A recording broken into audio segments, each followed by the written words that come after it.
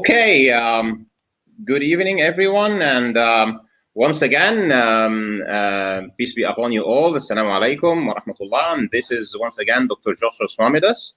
And today we are going to be discussing why he accepted, because he used not to, why he accepted evolution, and why I don't. And he's going to do us a presentation, and we're going to go through it easy, and maybe have some arguments there.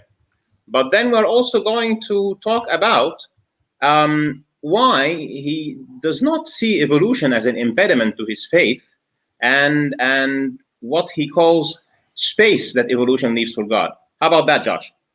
That sounds great. All right, let's do it. Yeah, and so just to frame this out, I think it's helpful to start with some definitions and where our scope is. So last time I was here, I talked about how it's consistent with what I think the Bible teaches, right? And maybe even what the Quran teaches, evolution is consistent with that, as some Muslims have argued, right, about Adam and Eve. We're not really focusing on the religious side of it today. We're really just going to be focusing on the scientific side of it. So that was another piece of it for me. So I think it was hard for me to even engage with the evidence directly until I could have some sort of way to make sense of it theologically. But today we're going to focus on the evidence side. And if you understand more the theological side, it's the prior interview we did. Does that make sense, Ahmed? Let's go. All right, that's the first thing. Second thing is, what do I mean by evolution? So what I'm really focusing on here is common descent, which is the idea not that that all life across the universe arises from the same cell, because if there was aliens on other planets, they wouldn't share common descent with us. But you could focus it in really closely on humans and the great apes, meaning chimpanzees, orangutans, and bonobos, that we all share common descent. That if you go back far enough, we have ancestors in common. Mm-hmm. That's the basic idea. And that's consistent with the idea of Adam and Eve de novo created, right? Because if they interbred with people outside, that God had created that way. Mm-hmm. And so this is not meaning godless processes, because the way I would say it is that it seems that God created us by a providentially governed process of common descent. So God can be involved in that process. It's just saying that there's a chain of descent. So that's a fairly straightforward and limited statement of what evolution is. It's also, I know you're really connected to the ID movement in a lot of ways. A lot of ID proponents, for example, Michael Behe and Michael Denton and others, and Gunter Beckley, who I just talked to, and Unbelievable, they all affirm common descent too. So what I'm saying here is not in conflict with ID per se, even whatever your position is on that. Does that make sense what I mean by evolution?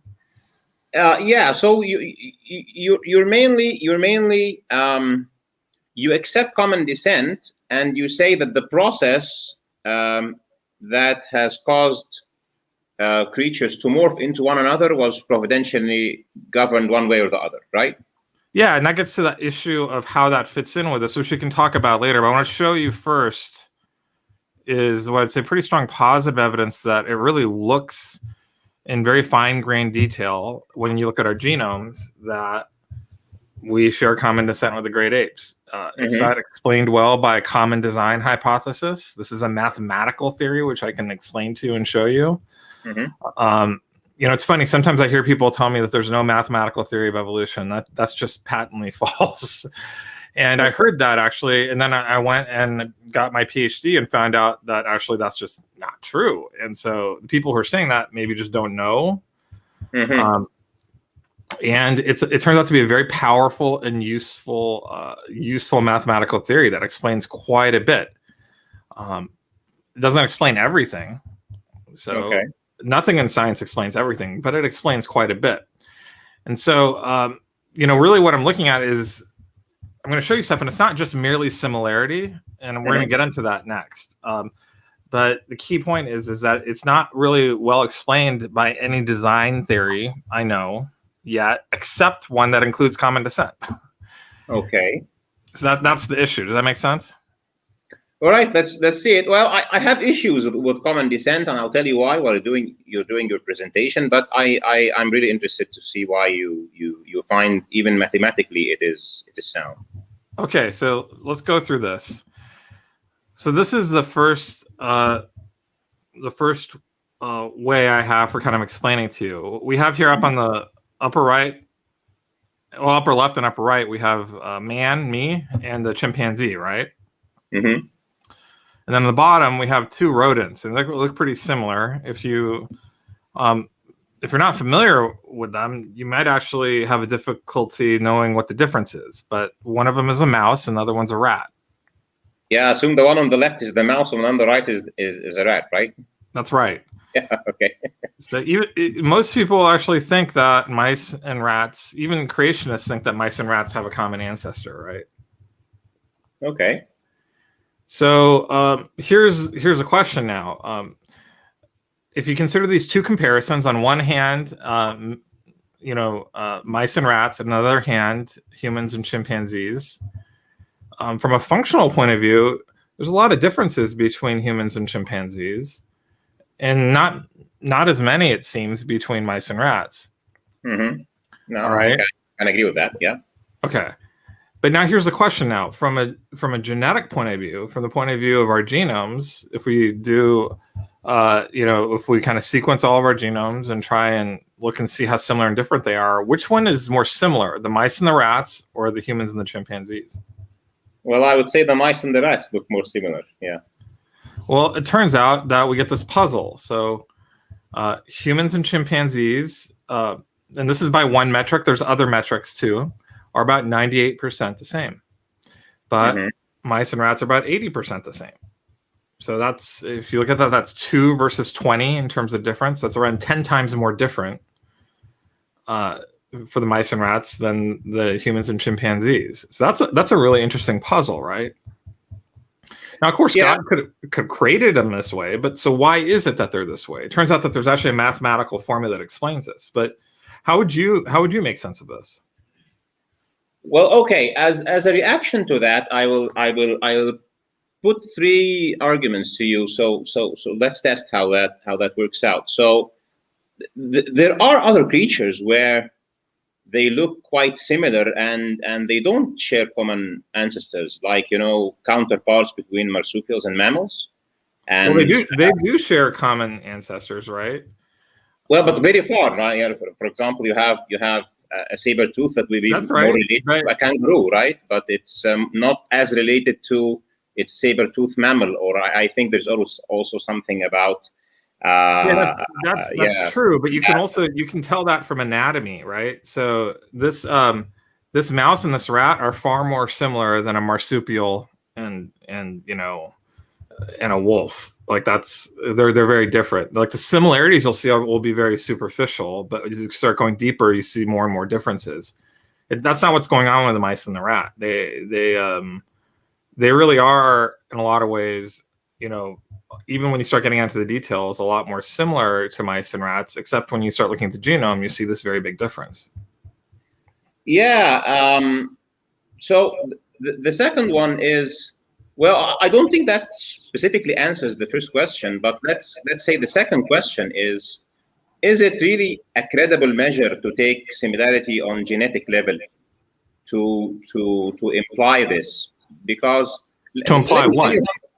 To imply common descent. Well, I'm not actually. It's not the similarity at this level, and I'm going to show you more stuff too.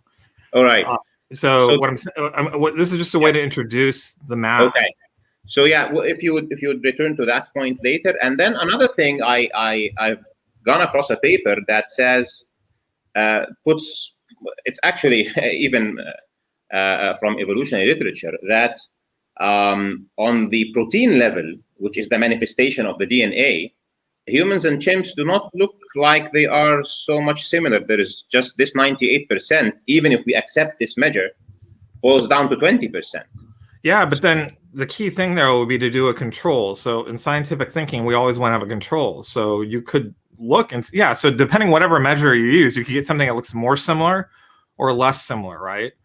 The key thing would be to see how that compares with a control, like mice and rats. Like so, are mice and rats more or less similar on that metric? So that would be a really interesting comparison. And yeah, typically you end up getting big surprises there, where it turns out that we're a lot more similar. I tried to find a paper that does protein comparison between mice and rats. I couldn't find one really easy, but I intend to keep looking. But I mean, looking at this 98 or 90 something percent going down to 20% tells me something, which brings me back to point 2, which is is it the case that using similarity on DNA with all the issues with comparison would give a fair indication? But I'll just have these 3 reservations, and maybe you will address them as you go on. Yeah. So what I'd say though is whether or not it's, I mean, in terms of like what's the right way to compare, it really depends what the purpose is. But this is a valid comparison, and so the question is, why is it that way? Okay. And that's like a fundamental question that we care about as scientists. Maybe for other purposes, you'd want to do another type of comparison. But for this, but this is a legitimate observation, and we have a question of why. Okay. And then this is the basic formula. Now, this is a simplification. It comes from neutral theory. It's a simplification, that doesn't take into account back mutations and things like that. But I use it because it's it's fairly easy to understand, and when you have not that many mutations, it's a pretty good approximation. Okay. And in neutral theory, part of how this gets resolved is that we realize there's actually a fairly constant rate of change over time in DNA, and so there's a rate, and you can actually measure it directly. You can measure it directly by just looking at the rate of change between parents and offspring. Okay. And you can take that rate and multiply it times time, and that'll give you an approximate about the amount of distance. Does that make sense? Yeah. Now that's not precisely the equation, but this is a pretty good approximation in the domain we're looking at here. And that equation, though, it just comes from neutral theory. And neutral theory says that the majority of mutations are largely neutral. Now, of course, that's not all mutations, all right? Just the majority of them are, all right? And so what that tells us is, and so this is how we apply it here. And you can actually put real numbers into this, but it turns out that the reason why chimpanzees and us are that close and mice and rats are that different is because mice and rats are mutating quicker per year, so their rate is higher, all right? And they separated longer ago in the past when you look at the fossil record, so that number is bigger. So both the rate times the time, and the time is bigger, so that gives to a larger distance between the two. Does that make sense?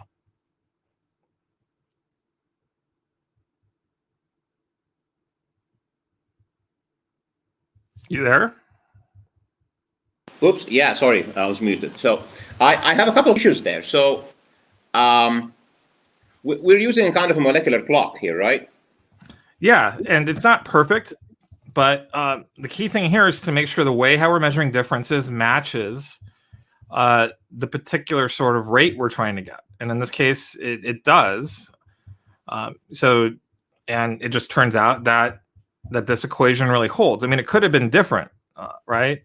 The data could have matched. So we have a way of measuring the rate, we have a way of measuring the time, and we have a way of measuring the distance. And then this equation actually gives us a very clear way to explain why that's the case. And this holds up over and over again across a really large number of species. I'm going to show you more and more how this very same equation can be applied different ways to the same data to give you internal tests to show you this. And there's really no good design explanation for why that's the case.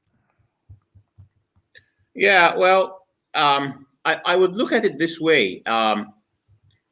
We have changes. You're looking at primarily neutral changes here, right? That have a rate, and then it will show you that those two were more similar as we go back in time, and maybe the divergence time between humans and chimps is consistent with what you get from the clock if the method is perfect. But the more important question is, so you have, I think, 35 million or something polymorphisms or changes between human and chimpanzee. My question, the primary question here is, how would you get the correct 35 million? I guess there's also like 5 million insertions or something. So how would you get 40-something million changes the right ones that will cause. Well, so this. that's actually one of the key things that comes out of it, that the Okay. majority of differences between our genomes and chimpanzee genomes are not important for explaining that. They're just not relevant for explaining those differences. It's only a small number of the genetic changes that are required to produce the difference between us and the chimpanzees.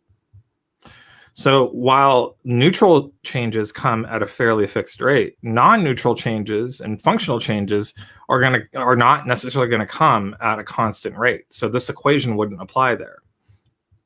Well, yeah. Then you go to my main point there, which is our understanding of the full genome is not so good, and we understand like 1.5 to 2% the coding parts of our genome, and the rest we're guessing.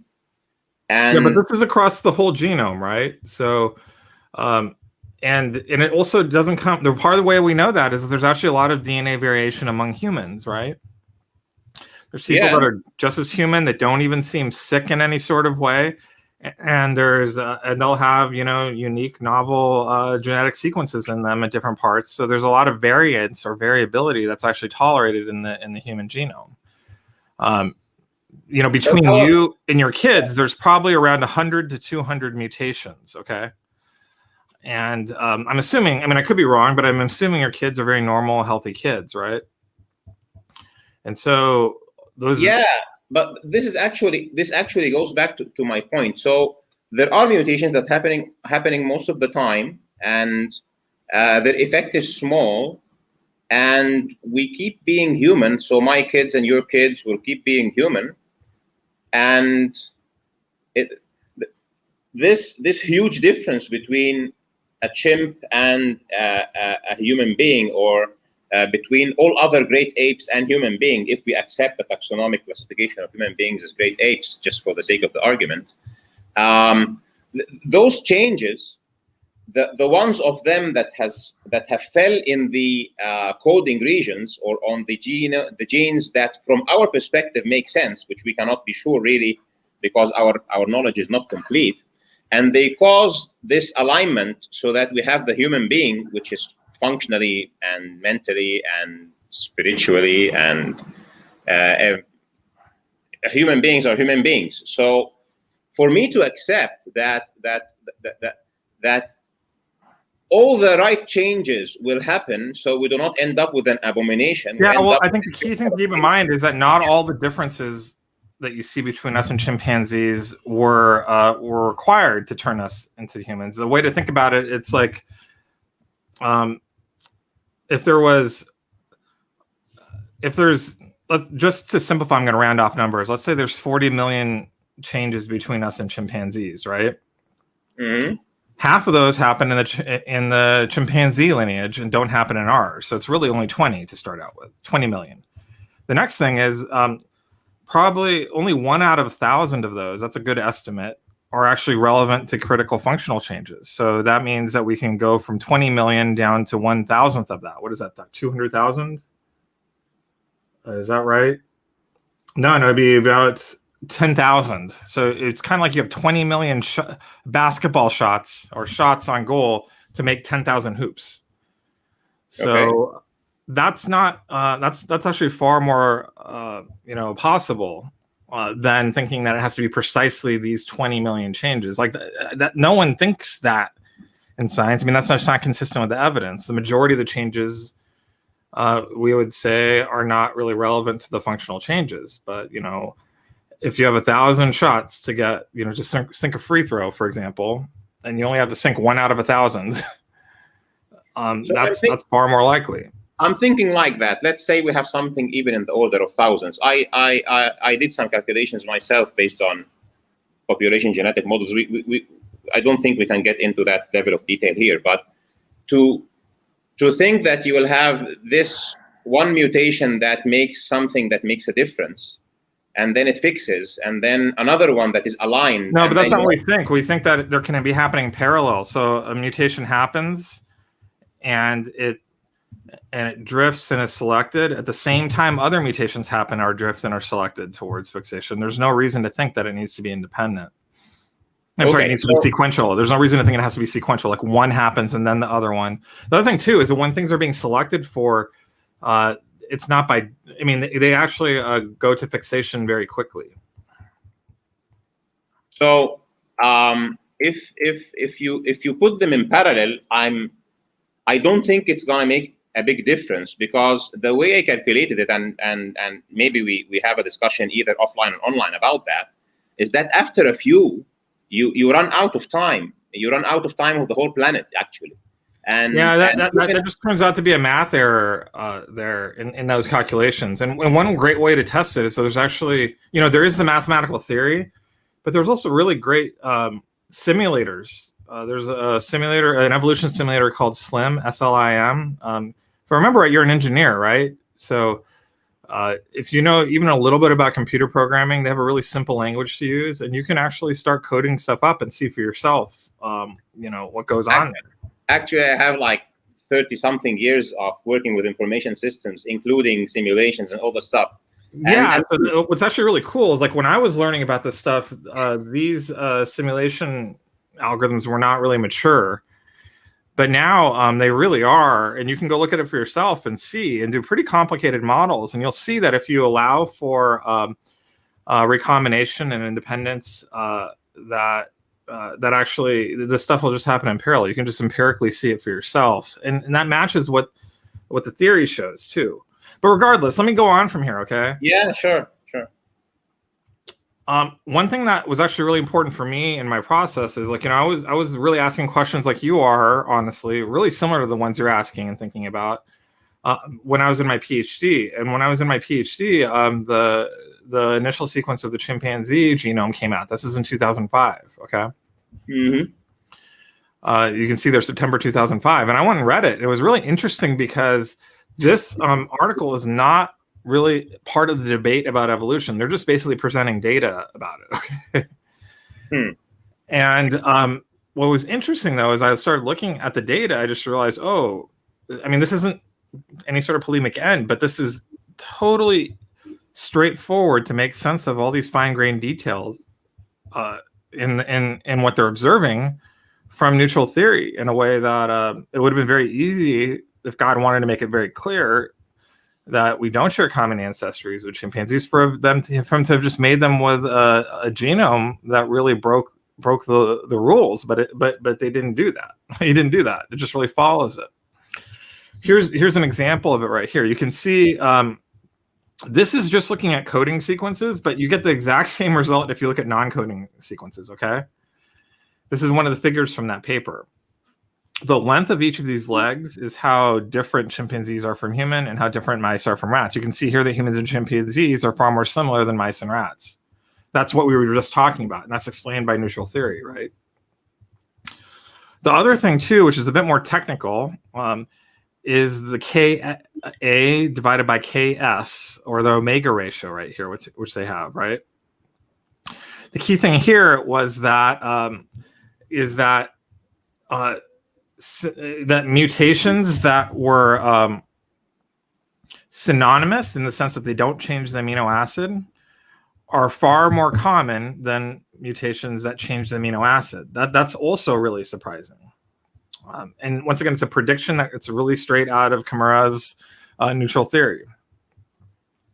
Once again, it could have been very different than that, but that's just not what we saw. Okay. Can you repeat that again? Mutations that change the amino acids are much less similar, okay, than those that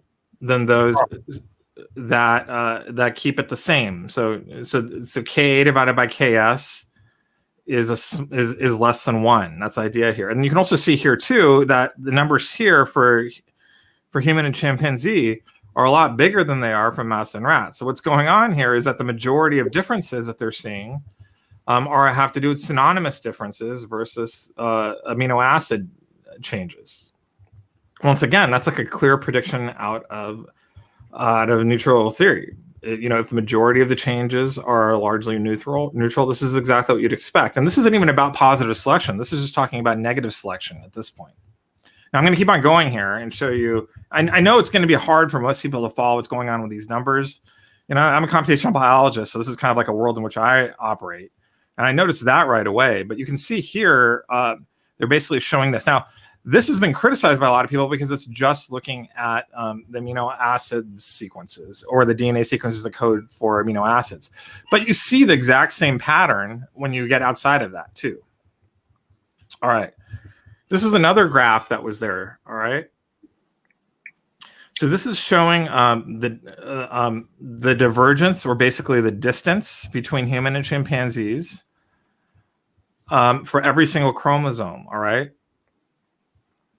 You can see chromosome 1 here, 2, 3, 4, 5, all the way up to 22, and then you see the X and Y, right? Do you see that 2 of these are not like the others? Yeah, X looks below the average and Y looks above it. Exactly. I think I forgot. Well, there's another figure that they actually have which shows something very similar to this.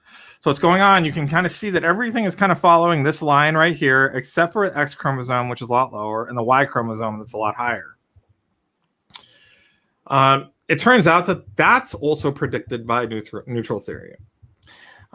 This wasn't even discussed in the paper, but I remember reading this figure and looking at it and going, that's strange. I wonder why that is. And then going and realizing, oh, that is why that. And I know exactly why that is. And of course, that's been confirmed by further studies too. What's going on is that men have a much higher mutation rate than women. That has to do with how our gametes are made. Like women have all their eggs when they're born, and they and like the sex cells are basically segregated off. So there's a minimum number of mitoses they go through, and when they do start getting essentially have more sperms generated, and they are generated on the spot, so there is chance for mutations all the time. Yeah, so sperms go through far more mutations, and so if you look at the mutations, I told you that there's about 100 to 200 mutations between that your kid will get. Probably about 2/3 of them are going to be from you, actually, not from your wife. Mm-hmm. And not only that, there'll be different type of mutation that they're more likely to get from your wife. It wouldn't likely be a point mutation. It would be more likely to be like a chromosome rearrangement or something like that. That's where like Down syndrome, for example, is associated with maternal age. But there's other diseases. For example, autism is associated with paternal age, which is caused more by more of those point mutations. So you get 2 different diseases essentially based on 2 different types of mutations. Does that make sense? Yeah. All right. So with that, because this is only really looking at point mutations, the type of mutation that is really common among men, right? What we see here is that X chromosomes spend, 2/3 of their time in women because because men only have 1 X chromosome, right? And women have 2. And so they're basically only exposed to the increased mutation rate of men 1/3 of the time, compared with the rest of the genome, which is experiencing that like 1/2 the time. Does that make sense? Yeah.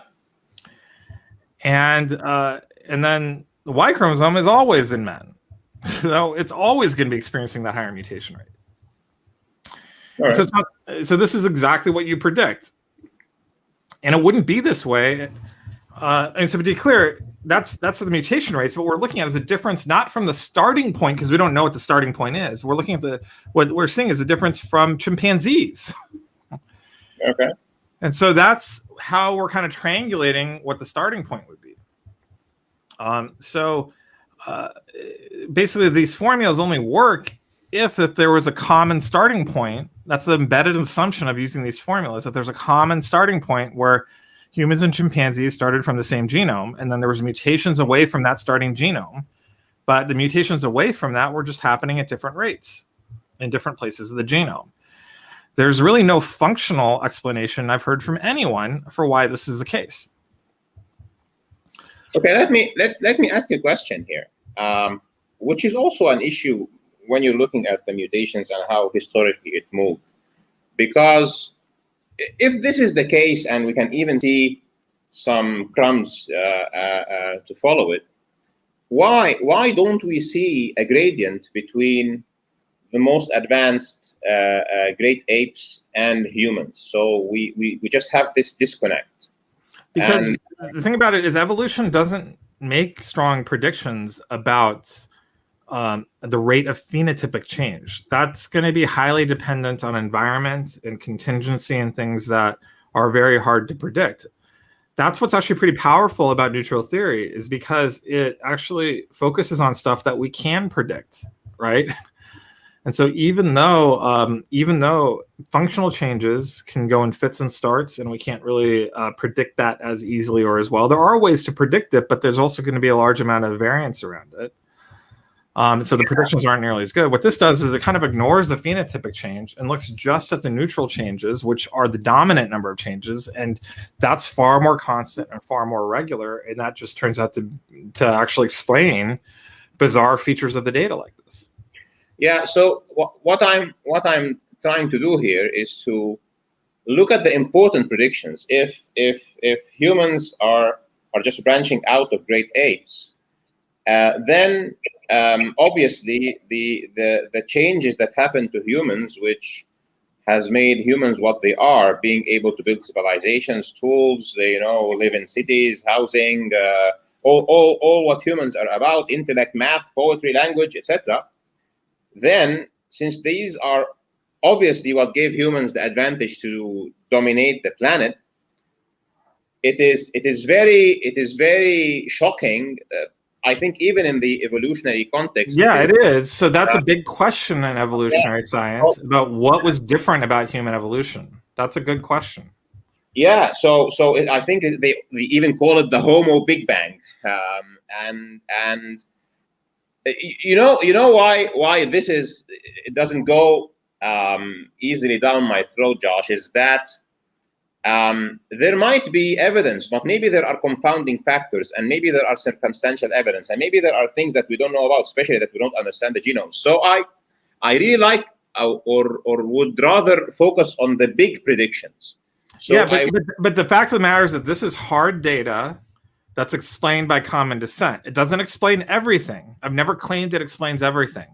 But this is something that if you want to replace common descent, you have to come up with a better mathematical theory that also predicts this. And I've yet to see a mathematical theory that predicts this.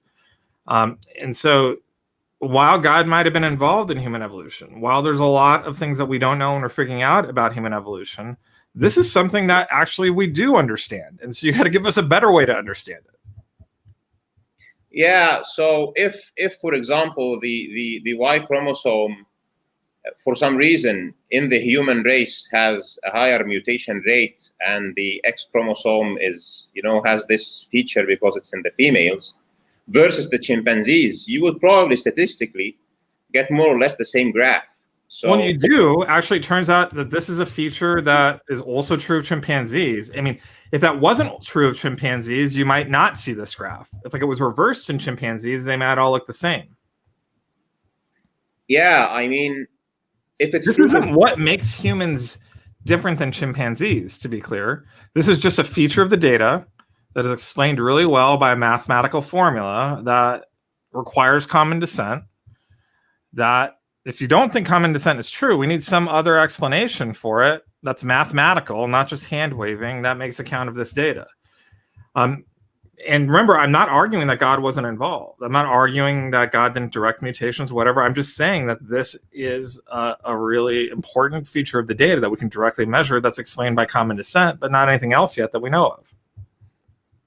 Okay, let me ask you also about the because I always have this worry.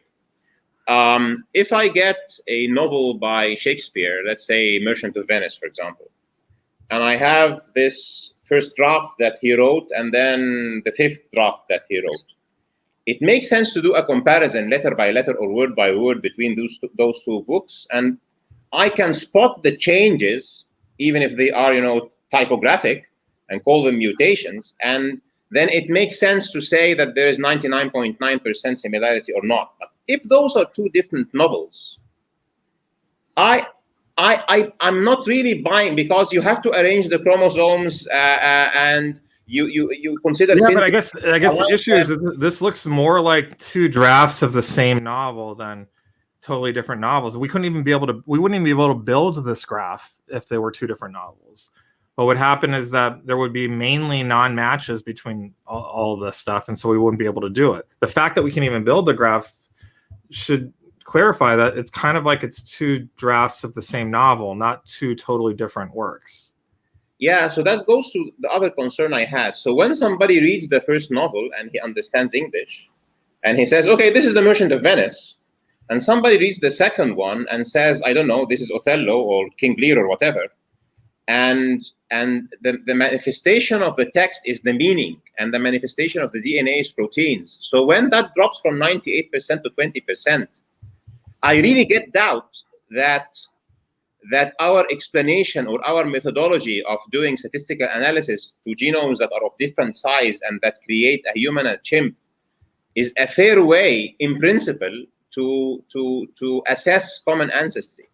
Because once again, this is actually, I mean, yeah. you're bringing a skepticism to it that should be addressable with evidence. Okay, so if what you're saying is true, then the vast majority of sequences in humans and chimpanzees should not align with each other. But that's just not the case. It turns out that the vast majority do align. I mean, some of them don't align, and that has to do with deficiencies in the data, and that number actually has been going down over time. So I'm not trying to give you like a overly I'm trying to not overstate the evidence here, but the vast majority of sequences in chimpanzees, if you take them, like, let's say they're 500 base pairs long, and you look to see if there's something really similar in humans, there'll be something very, very similar in the vast majority of cases. That's not true of text between two novels. If I take like paragraphs, for example, and one novel, the chances that I'll find a paragraph that's very, very similar is almost zero in the other novel. Yeah, but in case of humans and chimpanzees, both primates and vertebrates and mammals, and look physically, a human looks like a chimpanzee more than it looks like a panther. So you expect that there would be alignment.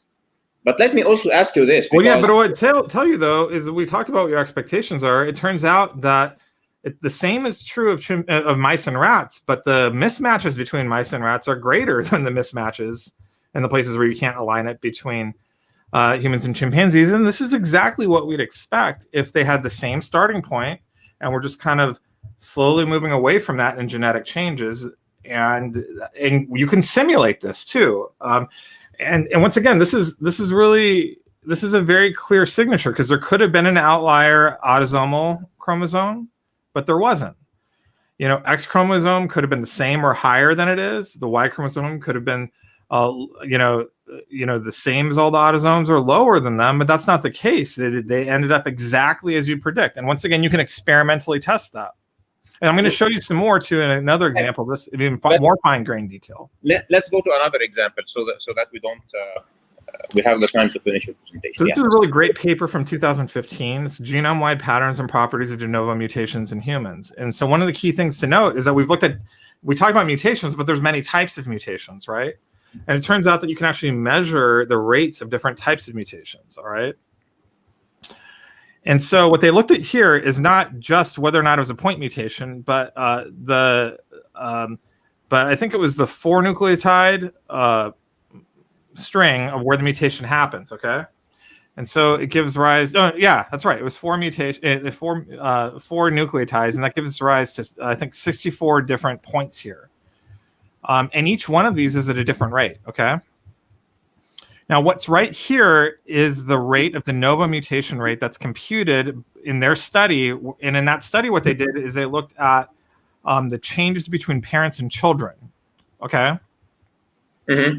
And then use that to estimate a rate. Does that make sense? So this is like the pedigree rate right here that you get from parents and children. Okay. Mm-hmm. Mm-hmm. And then this is the comparative genomic substitution rate, which they get from looking at the differences between humans and chimpanzees. All right. Mm-hmm. So, for example, these right here are CPG mutations because they're in the triangle, right?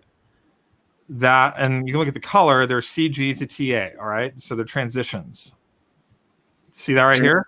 Mm-hmm. Mm-hmm. And you can see that they see these a lot. In fact, it turns out that these are about 10 times more likely than everything else. Okay. And that's what they saw when they looked at, for example, if we sequence you and your children, Ahmed, and we ask where the difference is between you and them, you're going to see mainly mutations like this. Okay. And what's interesting about this is that's exactly what they see when they look at the differences between humans and chimpanzees, is that most of the differences are exactly these types of mutations. Okay. And you can see here too that the ones that aren't very common are these transversions from A to T and T to A. These little these purple circles right here, they're not very common at all, right? They're 100 times less likely than these really common ones. And they're not very common in the pedigree rates, and they're not very common in the human to chimpanzee differences either. Okay. So this is the correlation on this line is, I think, close to 98% or maybe even higher in terms of how good of a fit to align this is. So what this tells us is that really what we're seeing when we look at the differences between humans and chimpanzees, it's really close to what we expect when we look at the differences between parents and children. That the rate of change that we're seeing matches really closely the amount of difference that we see. So what's going on here is that this is basically the rate, the R variable measurement, and this right here is the D variable measurement. And then we know that the time is constant across all of these, so that we don't have to worry about that variable. Once again, okay, I've never seen a design explanation for why this is. And when scientists, we don't usually see data this clean and clear in biology. This is one of the strongest results you could get in biology. It really depends on common descent. And you don't have to agree with common descent, but I think you have to look at that and understand why it is that scientists say that it really looks like common descent. Yeah, well, my issue is not that this is intriguing. So your presentation is intriguing. My issue is that so those parts, the triangles, but I have also to look at the circles and the blue dots and the red dots. Yeah, you can. I can give you the data to look at it and analyze yourself as well if you want to. No, I'm not concerned that the analysis is correct. My concern is that the ones that have caused the phenotypic changes and that have caused humans to be humans.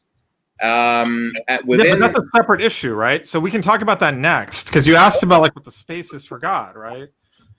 Yeah. But the key thing here is that this is a real observation. Now, maybe you want to talk about other things, but this is a real observation that is explained by common descent. If you don't like common descent, you have to come up with another mathematical explanation for this. And I have not seen anything in design. I mean, this is why people like Gunter Beckley, Michael Denton, and Michael Behe all affirm common descent. They see data like this and they say, yeah, this is evidence of common descent. And they would then say, but it's really these other mutations that are functional, which are the minority mutations where they're starting to wonder about design. But that's a separate topic. Yeah, let me give you a couple of minutes here to sum up where probably myself and many others who do not really accept common descent as the most probable explanation, even apart from scripture. It is because, number one, I do not see the path, even on the number of chromosomes, and the chromosomal fusion story doesn't really make me comfortable at all, because then we need to find out why the 48 and 46, why it's 46 at the end of the day, why it is fixed and it's giving no advantage, and then we need to think of all the other mutations and why the functional mutations get lined up, and why there is a Homo Big Bang, and why, if this has happened and it caused the Big Bang in humans in the great ape category, why didn't it happen? Why don't we have talking tigers and talking lions and talking cats? And no, that's all.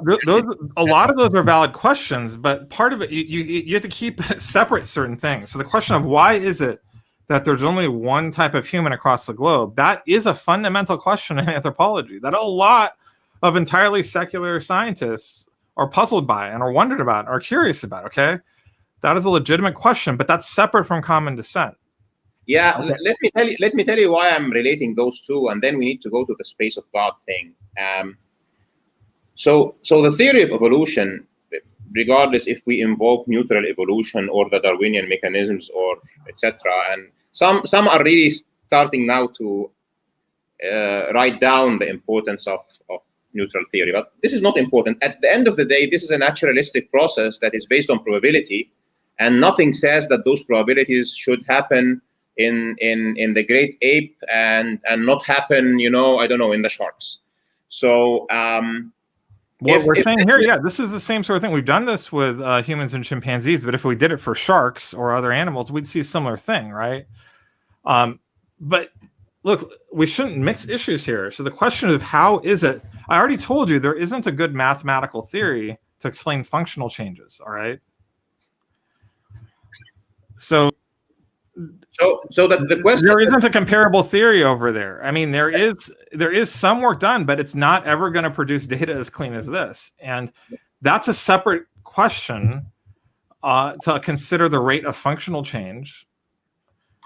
Is the question about humanity in your perspective? Because I think it is. Well, yeah, it is. I just think that's a separate discussion, so we can talk about that next. I just want to be very clear that doesn't undermine the clear things that are here. Like, regardless of functional change, this is a clear pattern in the data that really demands some sort of mathematical explanation that we have. It's common descent and neutral theory. Now, that's why most scientists, the vast majority of scientists, think that there's strong evidence for common descent in our genomes. Now, the way to argue against that would be to propose another mathematical theory that explains the same data. Now, we can talk about other things that might have been going alongside common descent too, right? That's a conversation we can have next. We can have it like in this conversation next, right? Okay. But it's different than this. So it doesn't undermine this strong positive evidence. So unless you can actually give me that strong evidence, that strong alternate explanation, it really stands as independent positive evidence for common descent.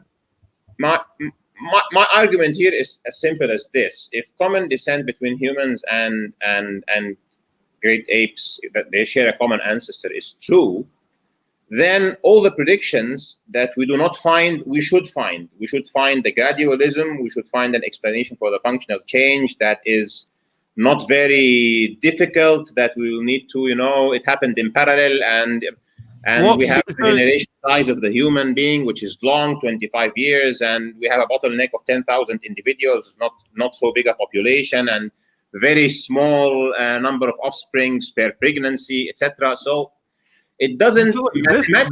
This math doesn't explain that. We can talk about that next, but it doesn't have to explain that.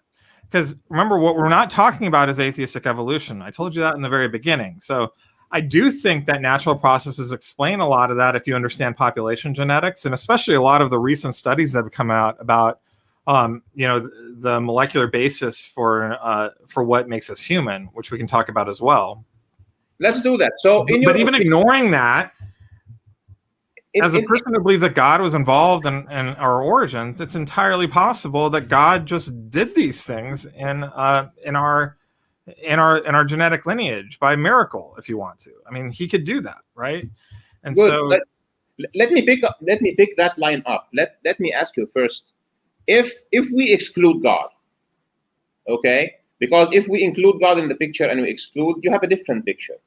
So what you're saying is, I am willing, because you also have the genealogical Adam and Eve, and then you have an explanation for the image of God and the people outside the garden, etc., on a different context. So let me ask you this: if we exclude God, can you find an explanation for all the other things, the missing gradient, the functional changes, how humans are completely different, the intellect, the consciousness, the language? Let's just say that that's an active problem that's being worked on by scientists, and it's a really interesting conversation, okay? But I actually agree with Michael Behe on this. I'm not an ID proponent, all right? But he would argue that there is no biochemical evidence for design in human evolution. So when he looks at the DNA, he doesn't see any evidence that he can point to for design. However, at the same time, he says from a philosophical point of view, so not precisely within science, not looking at irreducible complexity, not looking at any of the ID arguments really, he has reason to think that God was involved in creating a rational soul and in the rise of the human mind. Now, I think what's coming from there, so I think, like, it depends on how you look at it. You look at it from a purely DNA point of view, I do not think that there is good evidence for God's involvement. All right. I do think, however, that there is very good warrant for being surprised and curious about human origins, even if we were not human ourselves and we were like aliens that came across the earth and looked at humans on earth. There would be a lot of really interesting puzzles we'd be asking about human evolution, and because like there's things about human evolution that are just very very different than evolution of other animals, and that's puzzling. That doesn't mean that God did it, but it is puzzling. It's like some of the grand questions within science right now.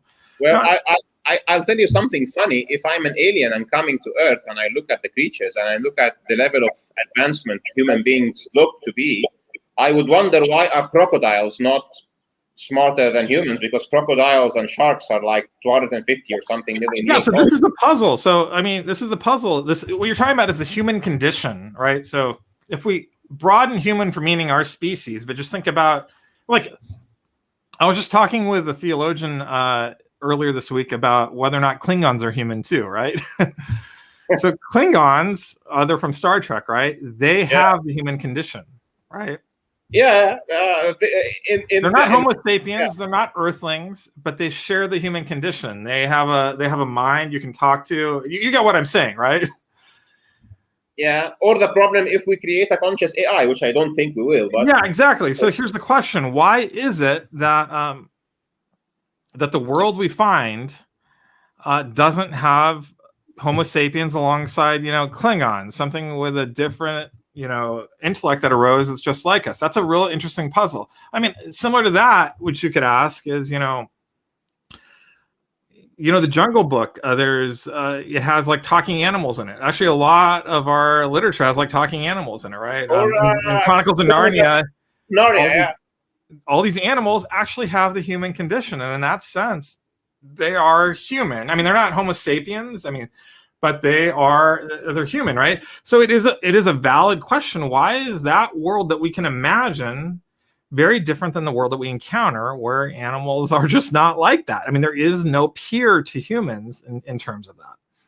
So what is your theory about how God intervened to make the transition?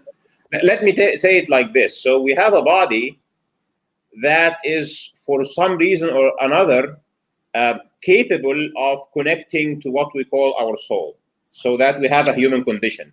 What I would say is that what we can say empirically from science is that evolving the human condition is not easy. It's rare. So one way to think about it is that there were several lineages in the past that were related to, that had an opportunity to evolve the human condition, but did not. So we know, even starting from the starting point of, what our common ancestor was of the great apes, the vast majority of times, you're not going to end up with the human condition. A great example of this is a great parallel to this is like Lenski's experiments when he looks at evolving citrates. So he has 12 lineages of E. coli, right, that are evolving. And only one of them evolves the ability to metabolize citrate. And when he's asked, well, what's the probability of this? He says, I don't really know. But provisionally, I guess I could say it happened 1 out of 12 times. So it's about 1/12. But of course, we don't really know because that's not enough data. It could be 1 out of 1,000,000 times and he just got lucky, right? And so it's the same sort of thing here. We only have a very, very small number of trials. We can't go back and do other trials. We know that one lineage found its way to the human condition. It could be at a 1 out of 1,000,000 chance that happens, or it could be a 1 out of 6 chance, but it's not, we don't see it anywhere else. So there's good reason to think that it's not easy to do. Let's expand our IPAN a little bit. So even if we say that because of of the phenotypic similarity between humans and great apes, then all the marvelous designs in the human body can be, we can find similar things in our closest complex being, I don't know, the chimpanzee or whatever. But let's broaden it up when we are looking at real innovations, etc. And really, the math does not. So we will look at molecular clocks, which are based on neutral mutations. The question is always, how do you get the novelty, and how do you get all the functions, etc. In your opinion, there's a lot of work on this. So, yeah. So people obviously care about human evolution, and like 10 years, or actually it was 15 years ago, I read the human chimpanzee genome paper. Since then, we've learned a lot about human evolution genetics, particularly of the human brain, that we didn't know since then. Okay. So while it is that you can kind of lay the chimpanzee genome next to the human genome and you can see differences, you don't know how many of those differences or which ones of them are actually really important. That's actually why it's difficult, because of neutral theory. The vast majority you don't think are important. So how do you find the needle in the haystack there? So that's like a fundamental challenge, right? But by definition, they are neutral, right? It's the neutral theory. Yeah, but then there's some that actually are not neutral. They're functional, and they were positively selected, right? And so, but we've actually gotten a lot of more insight into that. So one example is the Duff family of proteins. And another, and I'm pretty sure this is one of the examples. I don't want to misstate it though. It's the RGAP, the RGAP 11 protein, I think it is. Once again, we've done this. I can send you links on this. It turns out that there is a single point mutation in a protein that's important in neural development. Okay. That's different between us by just a single amino acid change. I'm sorry, single nucleotide change. I'm sorry. Okay. All right. That alters a splice site and then adds on a bunch of DNA that's untranslated in chimpanzees, but now it's translated in humans. Okay. So, so all the great apes have this piece of DNA that's just not used. All right. But in humans, there's a one nucleotide change that causes that particular DNA to get turned on and actually added to the end of a protein. All right. All right. And so then you can ask, well, what does that do? Well, it turns out that, that's actually a question that biology can start to answer. So they've taken it and put it into other animals to see what happens if you change that one protein. Turns out that same protein is also in mice. And so you can take mice and then put in that mutation to add on that extra piece of DNA, the extra piece of protein, right? And see what happens. And what they're able to show is that actually does something surprising. It actually, that one change, that one mutation increases the amount of neuroprogenitors produced at a very particular point in development. Mm-hmm. And with having more progenitors there, then it ends up that the gray matter and the cortex ends up being bigger, and it goes from actually being a smooth brain to actually having sulcuses like ours. Okay, so the folds would it with a single point mutation that causes not one, which takes previously unused, DNA sequences and accepts it or reuses it for the sense of a protein and does that. That's surprising. Okay. We don't see it in any other lineage. And part of what's going on too, it's not that it never appeared in our lineage. It's that part of what was going on for humans is that there was a particular advantage in our environment to being able to think better. This is a little bit harder for us to understand. It's a little bit non-intuitive, but it turns out that our brains actually consume quite a bit of energy.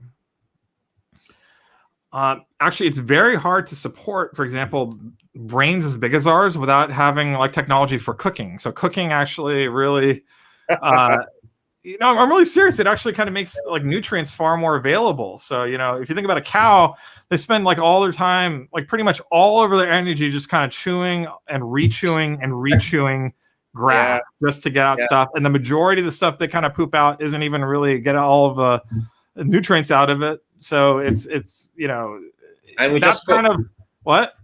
And we just cook. Yeah, and then so when humans start to cook, that ends up being a really really big deal. So basically, it's far easier to get nutrition to us, and so we can actually use more and more of our brains, right? We can actually support more brains. This is important because, like, most animals don't have that type of ability to do that. There's actually a real cost to having a bigger brain.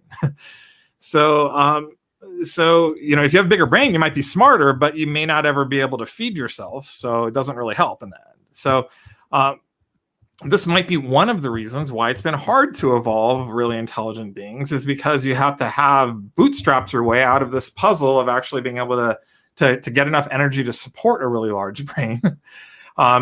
You know, I forgot exactly how much, but I think around 20 to 30% of our metabolism goes to our brains, which is an obscenely high amount when you think about it. Yeah, obviously. I want to ask you this question just to be clear on your position here.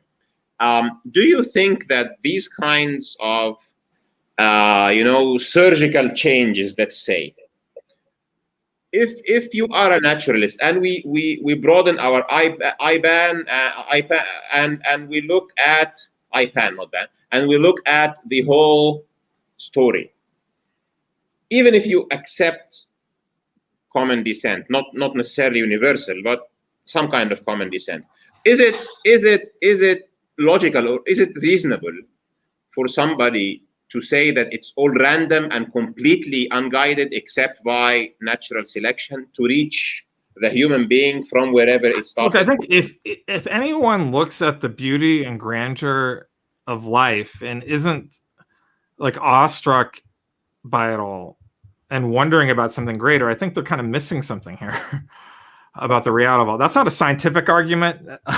That's just I think there's something very normal and natural about looking at all of this and wondering about what made it possible and who it is. I think that nature really declares that God created all things and he created it good and beautiful. And there's much more beauty than we could imagine or we would have thought from the start when we look at it all. And there's far more intricacy and beauty to it all. That's all true, I think. What you could call that is like a design discourse. That's what Plantinga calls it, right? It's not a well-formed scientific argument, but the fact of the matter is that it doesn't have to be for it to be true. I think it's true that God designed all things. He created all things and he made it beautiful and good, far more beautiful than it needed to be and necessary. But that's not a scientific argument, and it doesn't somehow undermine that positive evidence that I gave you for common descent. I would like to ask you this other question because, okay, so we're looking at there is DNA, it codes information, and even if you accept common descent, then to me and you, it's more reasonable to say that these changes and this continuous whatever infusion of information or whatever is coming from a mind. But then I have this other argument. Well, I mean, I wouldn't say all of it. Some of it could have. I mean, I think like we have good evidence that some of it is really highly well explained by evolutionary theory, but science doesn't ever give a total explanation. It doesn't give really an account of why. Of all the details. Like even if we have a strong naturalistic explanation for parts of it, that doesn't mean that God didn't set up that naturalistic process, and also it doesn't mean that naturalistic process accounts for everything. The fact of the matter is we don't have a way to account for everything in human evolution, and so there's a question mark there. Now, this isn't I would really resist God of the gaps arguments and also naturalism of the gaps arguments. I'm not saying because we don't know science will eventually figure it out, or even because we think it figured out, that's exactly what it is, or that we should assume that's God. I would just say that there's a question mark there. We don't really know from a scientific point of view. We should have a principled agnosticism about it, a principled uncertainty about things. And maybe God was needed at points, and maybe he did do things at points. And that's the space that we have there to wonder about that and know that it's not in conflict with science. And it's actually the most grounded position we can have from a evidential point of view to be agnostic about that. I would like to take this a little bit beyond the DNA, because I have an argument that God is obvious, and he doesn't need an engineer or a computational biologist or a physician to see him, or a philosopher. So I agree with that. Yeah, I was making this argument. Like, for example, I had this full presentation about a beaver with a computational biologist this last week, and I'm telling him this: a beaver builds a dam. It finds the right place for the dam. It puts boulders and it puts sticks in a specific way, and then it puts clay, and then it builds a lodge that has ventilation. It has tunnels, and then it puts a fridge beside it where it sticks, branches that has leaves in it, and that it can eat it later. And then the ice comes, and it's sitting in the lodge with the ventilation, and this whole pond terraforms the whole place. So my argument is, I don't think there is any evidence that the civil engineering design of the dam and the lodge and the ventilation and the fridge and ideas about terraforming are anywhere in the DNA. So my point is, God, who has created those creatures, gives them knowledge that can only be learned. In our experience, you learn about how to build the dam, you learn about how to build the beehive, you learn about how to build an ant complex. Those kinds of designs have to be learned. And the existence of those designs with animals that do not go to school or university, to me, I think it's a really interesting question to find out how much of that behavior is intrinsic versus actually conveyed by beaver culture. I'd be really curious, because you can test some of that, right, Ahmed? I'd be really curious to see what happens if you take beaver pups, and raise them independent of their parents, if they will actually go and start to figure out how to make a dam or not, or if they'll go do something else. I mean, that's a really interesting puzzle. We know if you hatch ants, for example, and they just hatch out, they will go and build this very complex ant, lodging that is crazily complex. And the same thing happens with other insects and with birds that build very complex nests, etc. Yeah, well, so I mean, it's also true that certain animals will learn things like mating calls like that, and also how to recognize their own species through an imprinting process, which is essentially like a collaboration between culture and biology. So, I mean, but how will you learn? I think these are interesting questions. I don't think you necessarily have to go to the idea of God directly telling these animals to do it, but I do think, regardless, that it does really speak of the beauty in God's creation. Now, I think that those arguments actually are true. They're poetically true. They are they match our like a very common basic human experience of these things that many people have, right? I think they also match at least what I think Scripture teaches too. But I think they're also substantially diminished if you marry them with really bad science. So all of that stuff is true, but if you now marry it with really bad science that isn't good, that can kind of pollute the whole thing, the whole endeavor, where people will think, well, maybe that's not true because that scientific argument was false. I think that we should be really careful about hitching really good things that are true to really bad scientific arguments. So I'll ask you two things here. So, for example, for the matter of culture, I have also looked into the salmon, okay, where this crazy salmon would go against the current, jump the opposite direction of a waterfall, and then at the end of the beginnings of the river, it will give birth to its, lay eggs and get them fertilized and die out of exhaustion. So those little fish would hatch, and they don't know their parents, and they will go down river and go to the Pacific, and some other time in the next season when they're mature, they will go to the river and kill themselves to lay new eggs. And I cannot explain this by being taught by the older fish, because the older fish died.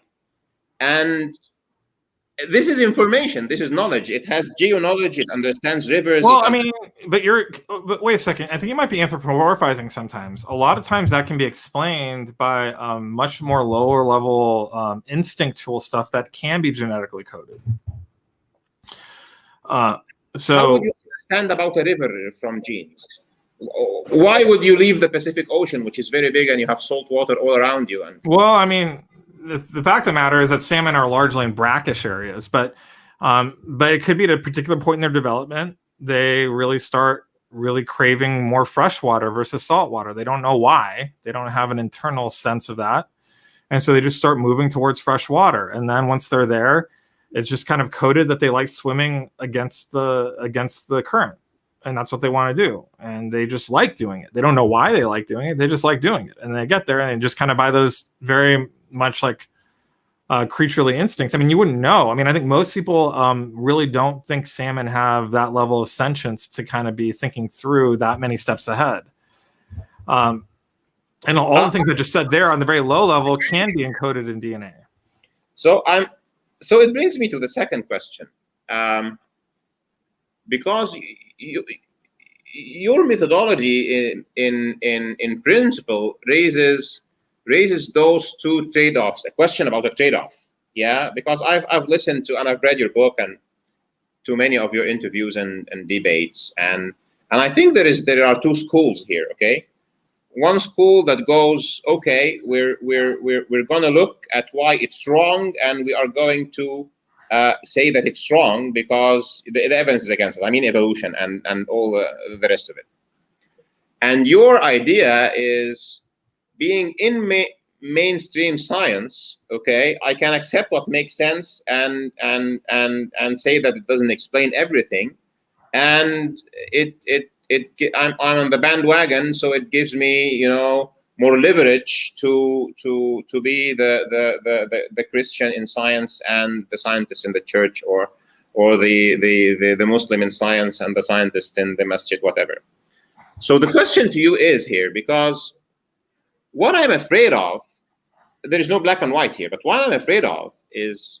By the way, I think you did explain that difference well. I mean, it's kind of basically take a confrontational approach to it, or find out if there's a way to recognize legitimacy while still being faithful to your faith tradition. I think I'm trying. I mean, why I am, and it's not merely as a political play. I mean, I see legitimacy in evolutionary science, so I don't see reason to oppose it. But I'm also faithful to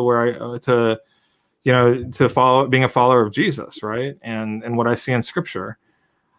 Yeah. I think that's a better approach, right, than taking the confrontational approach. So my question to you here is, out of this discussion, so from my point of view, where I am more into the confrontational side, let's say that, but maybe I'm an easygoing guy, and I don't go into, if I go into a debate with somebody who is diametrically opposing me, it doesn't turn into a fight because there's no point. I like listening and explaining, and even if we disagree, so what? But the point that I'm afraid of here is, for example, when we've had this discussion about the salmon and the beaver, etc., being on the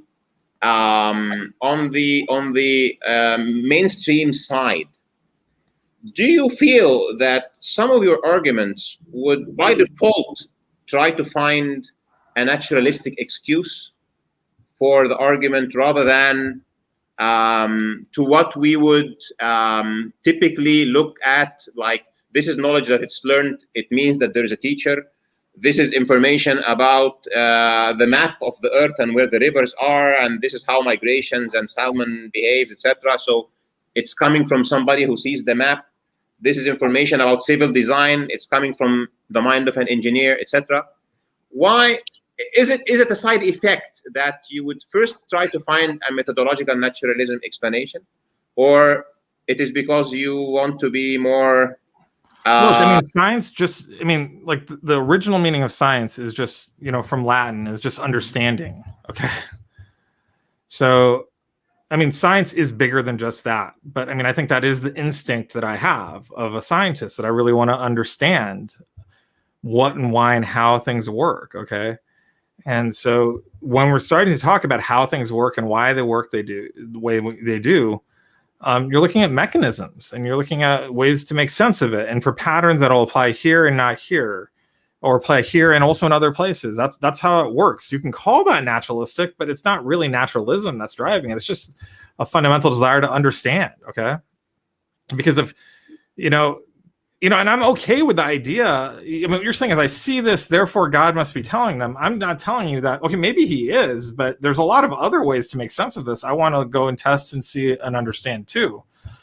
And, you know, I think that some of these, you know, I mean, I don't see a conflict with the idea of us finding a natural explanation, then saying that God still instituted and allowed it and made a world where that exists, right? So I mean, I don't know. I don't really see that. What I would be concerned about is that, well, what I see a lot of times is that, you know, if the only way we're engaging with nature is by looking at stuff that's amazing, that's good. But then saying, well, somehow God did it, but I mean, which is not necessarily wrong. I mean, I agree God did it, but then not actually engaging to actually see if that actually makes sense or if there's other ways to make sense of it. I think we're just missing out on exploring God's creation. It's not so much that I'm ideologically motivated. It's just that I'm too curious to really to go that way. Does that make sense? It makes sense, but let me give you another side of the coin. Okay, how I do it. Okay, and maybe it's something to think of. And I think you did the same in the genealogical Adam and Eve, and I would like you to correct me on that. Okay. So I start from what God says he did. I never start from finding a gap in science and then saying God did it. I never do that myself. Okay? Okay. So for example, I give you an example for this one thing that I gave you. We have an ayah in the Quran that is talking about God giving revelation specifically to the bees. Okay? It says وأوحى ربك إلى النحل أن اتخذي من الجبال بيوتا ومن الشجر وممن يعرشون. And God has revealed to the bees to take housing in the trees and the mountains and the human lodging. Okay? And then it talks about the bees finding their way. And then we look at the life of the bees and we find that they take housing in these places, and then they even accept that you build these boxes for them. And then when they find a place, they have this sign language that will give a GPS location to the rest of the bees, so they will find the place. So God is saying specifically that this knowledge for the bees cannot be explained from within the bee. Okay? And he's talking about... That's not what it's saying. It's saying that God gave them the knowledge. He didn't say how he did it. And so maybe how he did it, exactly, planting it in their genomes, right? So then, no, because he says he uses a specific word, which is reveal. He uses the same word that he uses for revealing revelation to prophets. Yeah, but he doesn't look, there are no bee Qurans, all right? There are no bee Bibles. It's not the same thing, right? So first of all, I'm not Muslim, right? But I think, you know, that statement, as I understand it, is a statement that a Christian could agree to and would agree to, right? The real question comes to be like, what's your theory of inspiration for how God does this? And I don't think it specifies that. And it doesn't. So how does God do it? And I think that's the question that we're asking when we start to look to see. And then we can ask, like, you know, do actually bees have the capacity for language such that it could work the same way as we would imagine as humans? And it's funny. I mean, bees actually do have a capacity for a certain type of language. It turns out it's like a dance language. The dance one, which essentially conveys that there is a nectar in this place. Let's go and get it. So a scout. Yeah, but it doesn't. So it can convey some things and it can't convey others. And so you maybe even start to ask about what things are the ways it could happen. And you know, I think that there's like a fun like theological imagination in that. But I don't think it's a problem if we don't have to actually identify precisely and conclude in the end, well, God was necessary for it, or this is precisely how God did it. I think that you know, in the end, like, it can be partly a mystery. I mean, you know, the Quran doesn't tell you precisely how God did it. It doesn't. No, it doesn't. But because I don't think it's important. I think the bigger issue is that God did create a world in which bees have an internal logic to them and understand that. I think that's beautiful. So my question, the second part of my question, wouldn't that be the same methodology that you use for the genealogical Adam and Eve? I would agree. So I would say it's kind of like you start with what Scripture says that a lot of people think. Now, I mean, there's debate about how to interpret passages, but we can specify for this interpretation. And we say I how mean you about make sense of it I mean about alongside science. Adam being created from dust and Eve from a rib, and then you would look into science and okay, science does not say anything about it, cannot negate that. So why would I reject the scripture? So you started from there. True, though, I'm not doing that in a glib way, right? I'm actually doing a very careful scientific analysis to see whether or not, like, what are actually the places where there is a conflict or not, right? And so, I'm partly doing that even when you're talking about the salmon, right? You're saying what I worry about in the explanation you're going with is how it conflicts with what we know about fish intelligence. So it's a very common thing for us to anthropomorphize and think that the experience of animals is a lot closer to ours than it really is. The fact of the matter is that they don't have the human condition. They're farther away from the human condition than even a mouse is, okay? They don't have that much intelligence at all. They don't think about things the way we do. And this is the question. If they don't think, how can they make these designs and buildings and migrations and Well, I gave you an example of how salmon could do that, and what I did too is also testable in the sense that I'm not a salmon scientist, but if we go back and look at the literature, maybe people have already done it. But and maybe I gave a couple hypotheses. So, for example, I said maybe at a particular point in their development, they start to prefer fresh water to salt water, like for intrinsic biological means. That's like a testable hypothesis. Maybe someone has already tested it, right?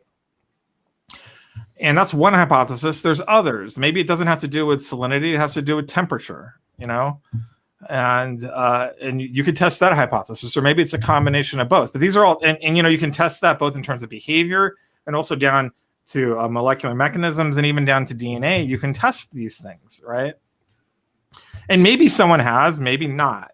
But those are all ways to think about how they might do those sort of coordinated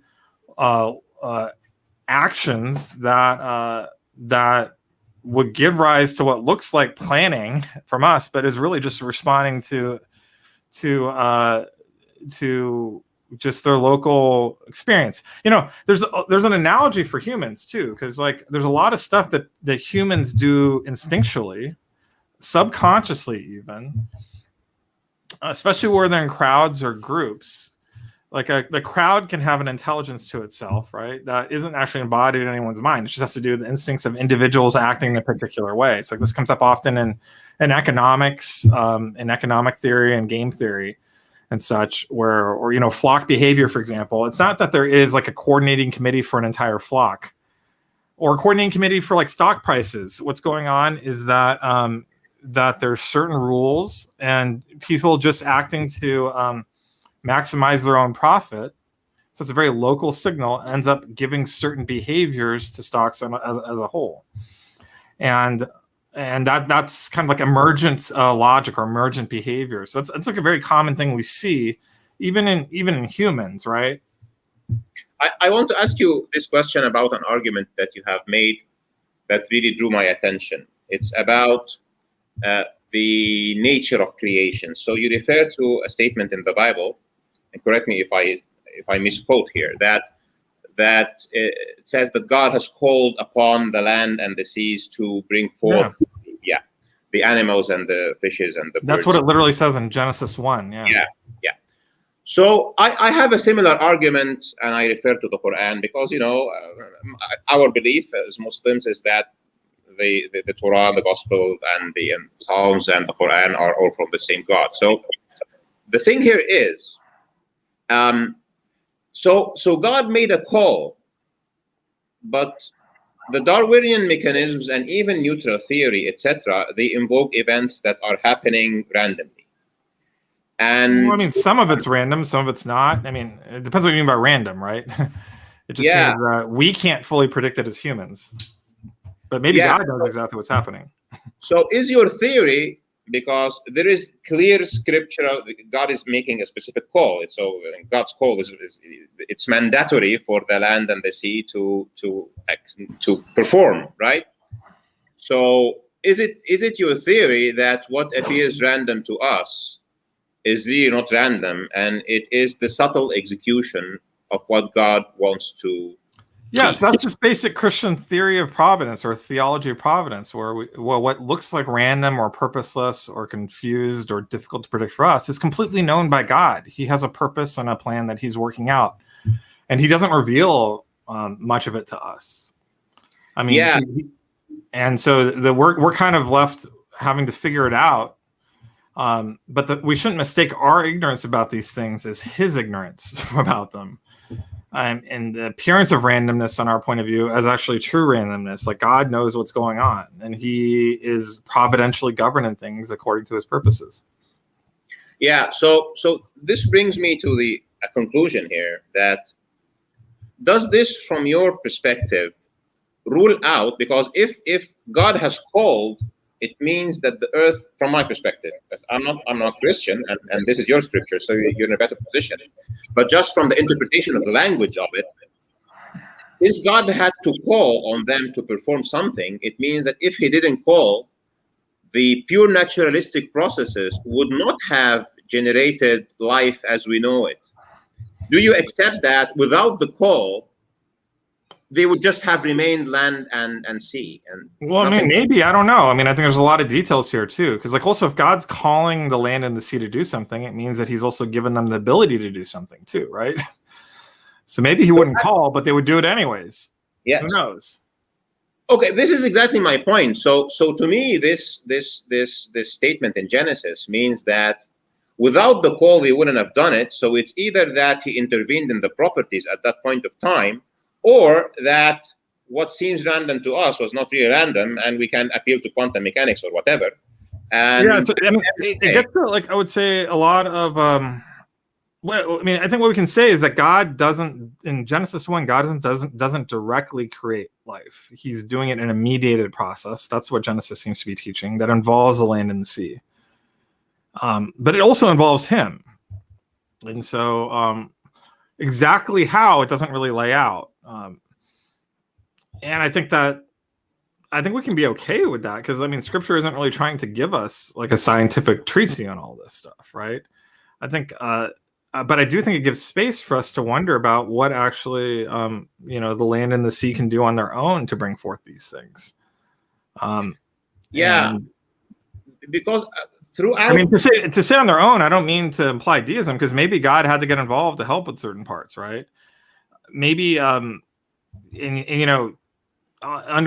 its own, it's still underneath the direction and governance of God. So God says, I want you to go make this. And so, but what this means is that there can be purely natural processes that are collaborating towards God's ends under God's providence. That's just basic theology, right? That doesn't rule out God directly involved in non-natural processes. I mean, that's not what it's saying either, and nothing in science rules those processes out either. I mean, the fact of the matter is, there's just too many. Science just never even intends to give a total account of the world, and especially with something like biology, it'll never give a total account of the world. So we have to just say, hey, there's this part that we understand, but it doesn't explain everything. But that's actually the key point. The issue about common descent isn't that evolution explains everything about human evolution, so therefore we need to accept that we share common ancestry of the great apes. It's actually quite different than that. We don't understand everything. Pointing out gaps in our understanding doesn't change the fact that there is some stuff that we do really understand that is like very clearly explained mathematically and very observably in like a testable way. And that's what it looks like. So until we get a better account of that part that we understand, a better understanding of this is what we think. So it's not really about claiming that we know everything. It's really the opposite. It's claiming that we don't know everything, but this is something that we do seem to understand. So my closing question to you would be this. When you say that science gives space to God, can you, in a nutshell, summarize what you mean by that? If I want to I think a proper understanding of science means that we recognize that it's from a human point of view, and it does not give a total omniscient view of the world. It just doesn't. It explains parts of the world, but it never really purports even to explain everything. And anyone like talking about a theory of everything is really misrepresenting the science. I mean, it's funny, and physicists sometimes talk about a theory of everything, meaning a single equation that will explain every single physical law. But, from a biologist's point of view or a chemist's point of view, or pretty much everyone else's point of view, that theory of everything is essentially a theory of nothing. It doesn't tell you about Shakespeare. It doesn't tell you about, it doesn't tell you about anything important. Now, all the rest of us are caring about and studying. So it's a theory of absolutely nothing is their theory of everything. And I think that's a really important duality to really take hold of. Science in the focus domains where it's trying to explain quite a bit, but those are so focused that they're not really explaining everything. So if we remember that, look, science seems to show that the differences between us and chimpanzees are largely neutral, random mutations that aren't directed towards, the goal of making us. That's really what it shows. But that doesn't mean that all of them are that way. And you don't need very many. And it doesn't tell us where those mutations came from. That's just not what science is capable of doing. So, it doesn't really... It's not telling us even why not even sharks and crocodiles and well, snakes. We can start to understand some of those questions, right? I think a more salient question is why was it us and not the chimpanzees? That's like a more puzzling thing, right? And we can get starting answers to this, but it's still, I think we're dealing with grand questions that are going to unsettle simple answers. And with all of that uncertainty and all of that unknown, and the fact that we know for a fact that science isn't the whole story, we can wonder. We have reason to wonder about God being involved in other ways, in different ways that are outside the view of science. Not because he's hiding himself, it's just because science is super limited. And I think with that type of view, I think it kind of diffuses a lot of the conversation and a lot of the conflict. Like, you can take a confrontational view, but I think it ultimately undermines everything. Like, if you want people to take you seriously out there in the world, maybe in certain religious contexts, you're going to be taken more seriously by being confrontational with mainstream science. But in the vast majority of contexts, it really just undermines your ability to be understood and heard. And so I just don't understand why, from a strategic point of view, if there isn't any necessary conflict, why exactly would we choose a confrontational approach? It doesn't make any sense. It's just like shooting yourself in the foot. Well, as I told you, I don't choose the confrontational, but also not. I try to be in the middle. I accept what is scientific that provides consistent predictions, so it will not give a prediction to a part of the picture and the rest is blank or a big mystery. So that's why common ancestry to me needs much more than the mathematical rate formula of neutral theory, because it should be also able to answer the other questions. Yeah, but that's just not how science works, Ahmed. Like, we try and explain some things. And like I'm saying, if you can give us an alternate explanation for the data I showed you, people will be interested. So I see what you mean, but I can argue it's like naturalism of the gaps sometimes. Well, that's not what I'm saying. I'm not arguing for naturalism. I'm saying that there can be uncertainty. So, look, there's clear data there. Just give it an alternate explanation that can mathematically predict that. That's the puzzle, right? Now, you can say you're interested in other things. That's fine. Great. Let's be interested in those other things. But that doesn't undermine that argument for common descent. But all that's beside the point, because I actually think that my experience with you is, I think part of it is that you've been exposed primarily to very confrontational approaches to evolution. But in a lot of ways, we've been finding a lot of common ground. And I think this is maybe a new approach. I kind of wonder maybe if this actually even suits you better. Yeah, I would rather find the common grounds, because what we disagree upon is something. For example, you accepted common descent with great apes, but you found an exit using the genealogical Adam and Eve argument. So at the end of the day, the black part of the picture that common ancestry did not answer, you answered in a way that you fill the other space, and you say that science does not disagree with it. Now, my issue is, I would say, okay, to accept the common ancestry, since this is part of it's anyway a historical event, I'd rather see it giving the answers to the important questions before I consider it in a proven theory rather than a hypothesis. Well, like I said, I was told you that biology is giving answers to those other questions, but it's just a different theory and it's a different approach. So we talked about like RGAP and some of those experiments and like the DUF proteins. There's really interesting stuff there.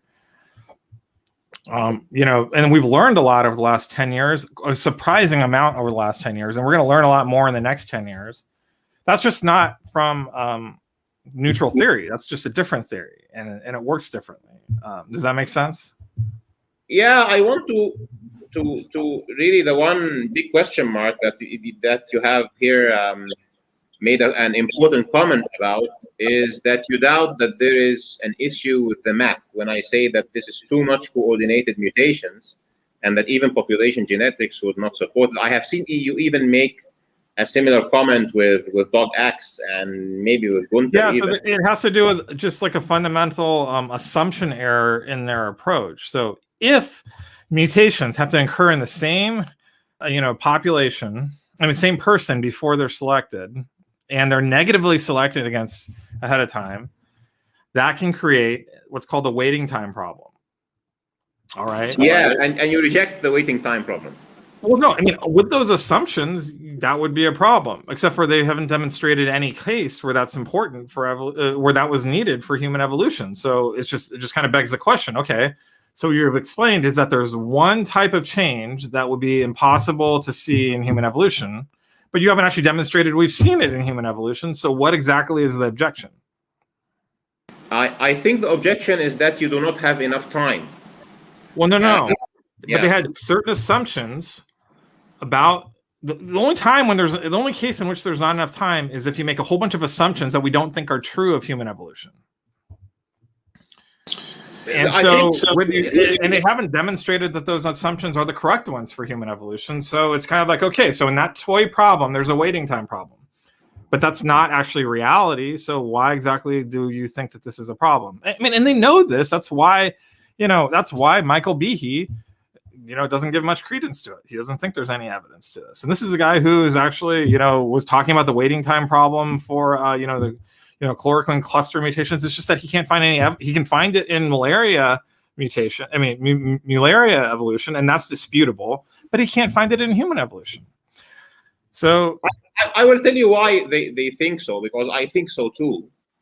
It is because the guys on the other side insist that it is completely and totally random process, and then I would tell them they're wrong, that they don't know that. I would say that if there's an example of that in human history, I don't think we'd have an easy time finding it. But if we did, if it required a single individual getting like 8 mutations at the same time, all independent, for it to kind of get over that hump, that would make it really surprising. And maybe even that's why there's only one example of the human condition. However, there isn't really any good reason to think that that's the case, but we can't really rule it out because maybe it was. So, it's kind of one of those things where I think, we can be agnostic about that. The reason they will not take this line of thought, in my opinion, is that if they accept it for human evolution, they have to accept it for every species of evolution. And then that's not true. The thing about it is that in general, evolution doesn't work in the way that causes the waiting time problem. There might be some narrow cases in which that is an issue. Okay. Maybe. Well, there are narrow cases. The question is, how common are those cases and to what extent do we actually observe them? And that is not well established at all. So, they basically assert that it's important. And they not even assert, they kind of just transparently assume that it's important. But there's no real good evidence to demonstrate that the case. So, it's fine. Okay, so you're showing that that's a way that evolution would not be able to proceed very easily. Great, but that's not how we think evolution is usually happening. So what you see in evolutionary theory is that it will invoke random mutations and other mechanisms, and then when it hits a wall, it will invoke another kind of accident. Well, that's a possibility, but how do you prove that there was a wall or not? That's actually very hard to do. So they've shown theoretically that there are possibly places that would be a wall, but they have not actually shown that those walls actually exist in human evolution. That's a very different thing. But the ID proponents do not treat human evolution in a special way. They would say we would either accept evolution or we will not accept evolution. So, for example, that's not true. I'm pointing you to 3 people that affirm common descent in the ID camp. who think that there's a waiting time problem, but when they look at human evolution, they don't really see biochemical evidence. They can't actually point to what those waiting time problems were. So, for example, in this case, they would say population genetics does not support that such amount. They would stop at 4 or 5 mutations, and they would say they will need 80 million years. Yeah, but see, the thing about it is that assumes something that we just know is not true of human evolution, that all of the mutations have to come sequentially. And that they would say and that some of them have to come together too, actually, at the same. I mean, there's 2 different types of the waiting problem. One is that it's sequential rather than parallel. Another one is that they all have to happen at the same time to be selected, and otherwise they're negatively selected against. You know, the fact of the matter is we know the vast majority of mutations, even functional mutations, are neutral. So for us to require a large number of mutations that are all negatively selected against, unless they're all together, that's like a very strange situation. I mean, maybe that occurs in human evolution, but that is not a priori what you would think. So my question to you is, because I think in the last conversation you said that you built a model for it. So did you actually build a computational model that starts from 10,000 individuals? I mean, like a bottleneck for humans, and then can proceed within 6 million years, and you can fulfill 10,000 or 20,000 mutations between an ape ancestor and the human being, and you would arrive? You know, I haven't done that precise one, but it's not hard to do. Like I'm saying, just like Slim and MS Prime. I mean, if I have some time later this week, I'll try and run it, and you'll see. I mean, it's not hard. Because I tried to do it, and it stopped at 5 mutually constructive mutations, and I'm already at 4 billion years, and it didn't work. Yeah, I mean, you look. I've done much smaller simulations with far more than 5 things fixing. So. Okay. So I mean, part of it has to do with like the parameters you're setting and whether or not it actually matches biology or not. So, you know, if you're using your own code, my guess is that you didn't have recombination in it. Well, I'm looking at 25 years per generation. I'm starting with a small population in the thousands. Did you write the code yourself, or were you using another? No, I even did it on paper because it's not very complicated and it immediately runs off. Maybe so you did it on paper. Well, okay, you can't do these simulations on paper. Look, I mean, what I'm saying is actually run the simulator. I mean, you can't do this on paper. So what you're doing is that you are working out the math that you'll find doesn't actually match what happens in the simulation. And that tells you there's a difference in the assumptions of your math and actual how the simulation works. Since you can empirically show that. And I'm telling you what the issues are. There's 2 types of issues that want to arise. One is that the fixation has to happen sequentially. So you have to finish fixing one before you start, you know, mutating into another one. That's the first incorrect assumption. There's really no reason to think that. And a second type of incorrect assumption is to think you have to have both the mutations in the exact same mutation. I mean, same individual forming before you can actually get it selected for. That's also not true. There's really no good reason to think that in the vast majority of cases. I mean, that might be true occasionally, but usually that's not the case. I mean, the other assumption that comes into this too is that there's only one way to get a positive change. I mean, so there's a certain path that we see, but there could be other paths, and usually there are other paths to get there. So those are all 3 major assumptions that are within that type of math. That once again, if you just put it into a simulation, you find out that that's, you know, if you relax those assumptions, that it's just not an issue anymore. And so then really what it comes down to is demonstrating those 3 things are relevant to human evolution, which I don't think is really possible. I mean, I think there's a lot of evidence against that.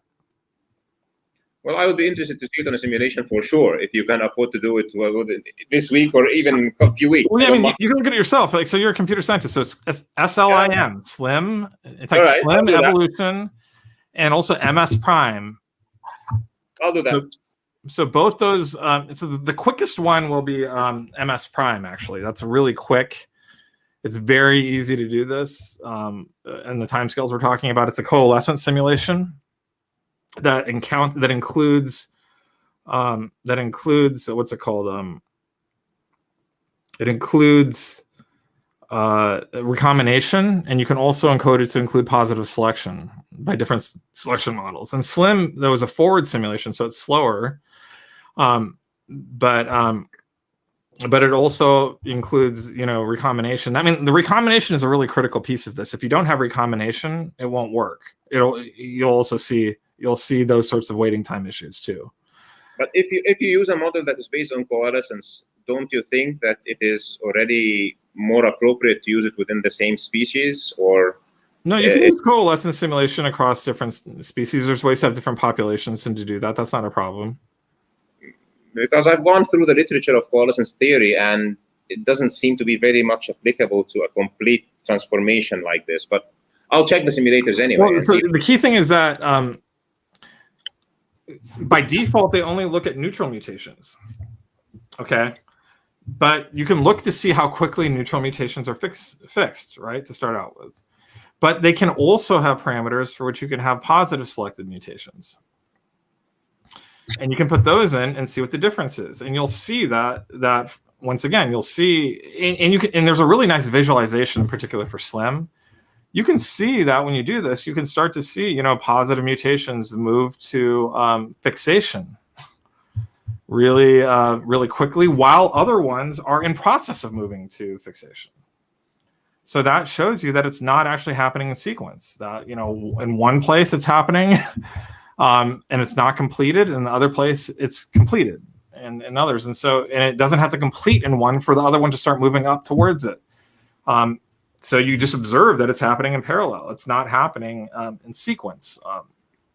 It's hard. It'll be hard to simulate 6 billion mutation. I mean, 6 billion, 6 billion or 3 billion nucleotide genomes. What you do is you just consider like simulating a 1 million stretch of the genome and then just multiplying it up to get what will be happening across everything, But that's how you can make it so you can kind of get a general sense of how it's working. But 10,000 individuals, it turns out, in these work just fine. That's not too many, which is a big change. Like if you go back like 5-10 years ago, there wasn't 5 years ago, there wasn't an easy way to do those sorts of simulations. So that's a big change in this. Does that make any sense? I'll look into it. It's I know it might work for the neutral ones, but for the positive ones and for the very, very, very small rates of having really a positive mutation and the chance for it getting fixed and if not stepping over it, and then all the positive mutations that we need, which we do not know how much, really. Well, I'll tell you that population genetics is non-intuitive, all right? But it's the heart of evolutionary theory, and it's not intuitive. So, look, I get it. Like, I mean, there's a lot of stuff that I'm telling you now, even too, that a lot of biologists that affirm evolution get confused about. So, yeah, well, actually, I tell people when they say, okay, you're an engineer and a guy who looks into information theory, why would you think that you understand evolution? I tell them, guys, evolution is mainly a mathematical model. Yeah, but it's a non-intuitive mathematical. It is not intuitive. There's a lot. I mean, I'm a mathematically minded person. It took me a while to get a handle on stuff because it's like there's places in math like this. It seems simple, but it's almost deceptively simple because it gives you the opposite answer that your intuitions would have, and you have to kind of train yourself. Bayes theory is another example like that too, where it's like a very simple formula, but it's just deceptively simple because it turns out to give very different answers in your intuitions quite often. And so you think it's simple, so you could just do it on your head, but then you get it wrong all the time, and that's what's going on.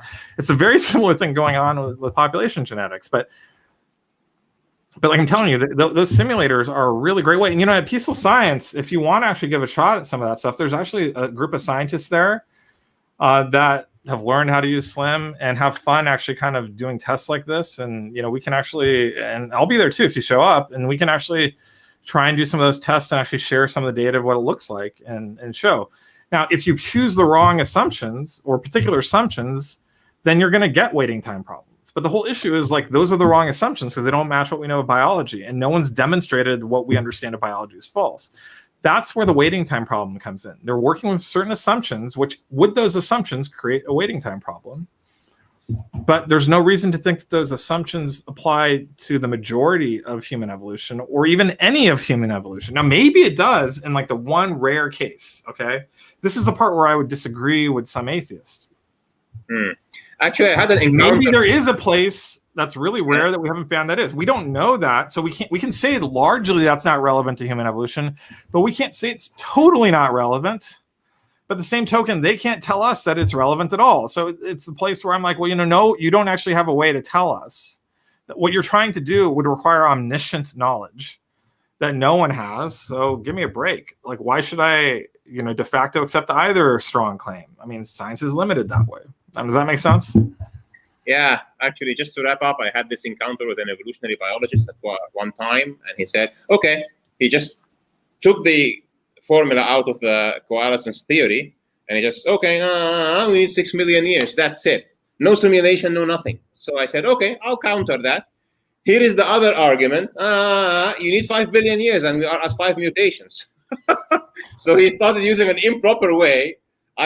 Picking out a formula. I picked out a formula, and he is not putting. Yeah, except for I would say that his formula is actually more. It's actually validated with experiments and theory.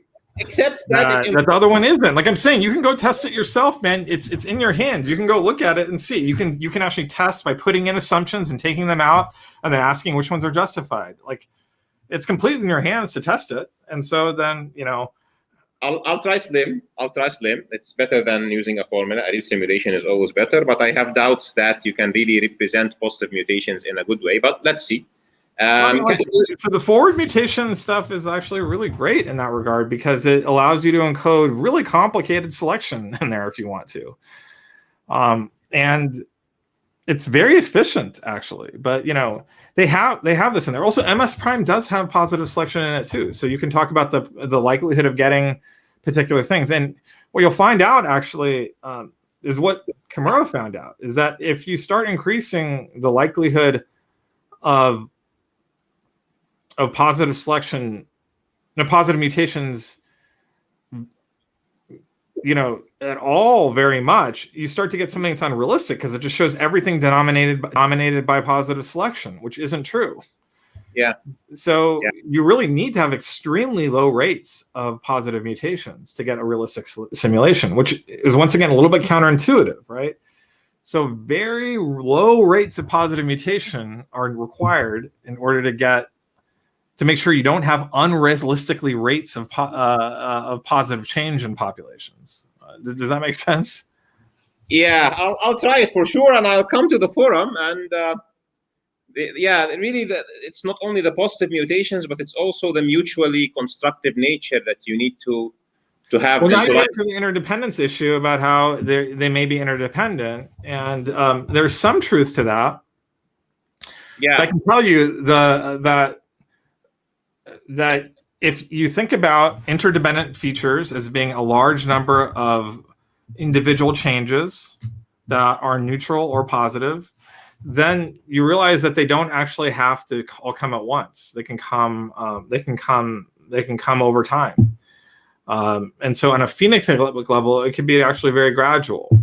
And we actually see evidence of that in the actual fossil record for things that are deeply interdependent, kind of growing up gradually over time. So, it's just not, there's very, very rare the situations where we think, they had to come together at the same time. And that, I'm telling you, if you look at the examples that we're finding in human evolution, where we actually do know the genetics, they're not that type of tight interdependence. They're things that would be far more, what's interesting about, like, with the Duff proteins, you can see how the R gap would have an improvement on human intelligence with or without other stuff. But I already told you how it's interdependent. Like, maybe you'd actually have to learn, I'm not sure where R gap came in relation to cooking, right? But maybe you have to get a certain level of intelligence to be able to start learning how to cook before you can really tolerate evolving more intelligence. But then what's really the barrier there isn't even